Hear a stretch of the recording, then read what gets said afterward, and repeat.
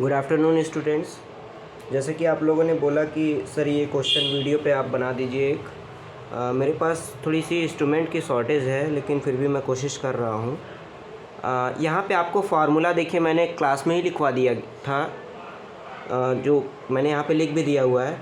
आगे इस क्वेश्चन को हम लोग सॉल्व कर लेते हैं। देखिए ऊपर का जो न्यूमरेटर के पोर्शन में दिया हुआ है 2 पावर 3 इंटू 3 पावर 4, और यहाँ पे हमें 4 दिया हुआ है। 4 को हमें इस फॉर्म में लाना है, एक्सपोनेंशियल फॉर्म में लाने के लिए पहले हमको इसको एलसीएम लेना पड़ेगा, यानी फैक्टराइजेशन करना पड़ेगा। 2 2 जा 4, 2 1 जा 2, दैट इज़ 2 इंटू 2। 2 इंटू 2 को हम लोग 2 स्क्वायर भी लिख सकते हैं, क्योंकि ये 2 बार रिपीट हुआ है, 2 बार मल्टीप्लाई होता है तो हम लोग स्क्वायर कर लेते हैं। 3 बार मल्टीप्लाई होता है तो हम लोग क्यूब में लिखते हैं। 4 बार मल्टीप्लाई होता है तो हम लोग पावर 4 लिखते हैं।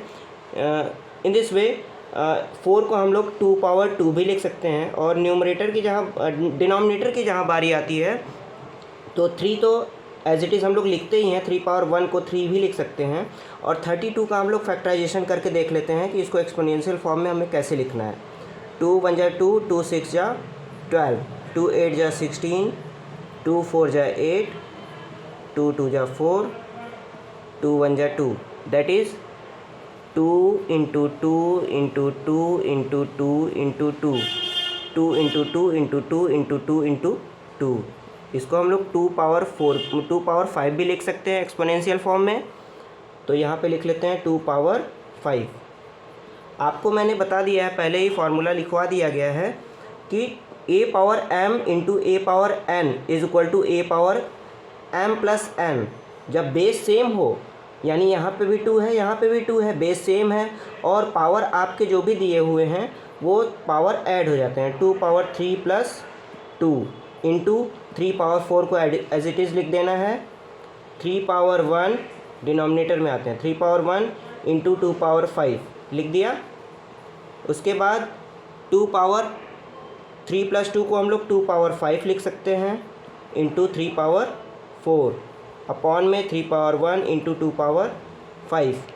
इसके बाद हम लोग देखिए, जैसा कि आपको यहाँ पे लिखा हुआ है, दूसरा वाला आप फार्मूला देख सकते हैं, a power m divided by a power m is equal to a power m minus n।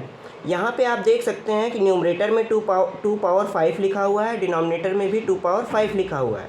जब हम इस डिनोमिनेटर को न्यूमरेटर के साइड में ले जाते हैं तो ये डिवाइड में है और इसका पावर माइनस हो जाएगा। 2 पावर 5 माइनस 5 इंटू 3 पावर 4, और ये 3 पावर 1 को हमें न्यूमरेटर के साइड में ले जाना है, क्योंकि ये भी दोनों डिवाइड में दिख रहा है, इसका भी पावर माइनस हो जाएगा।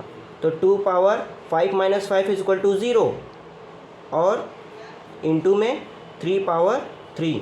इसको देखिए हम लोग 2 पावर 0 को और क्या लिख सकते हैं। यहाँ पे देखिए फार्मूला नंबर 5 में आप देख सकते हैं, a पावर बेस कुछ भी हो उसके पावर में अगर 0 दिया हुआ है तो उसका वैल्यू ऑलवेज़ 1 होता है।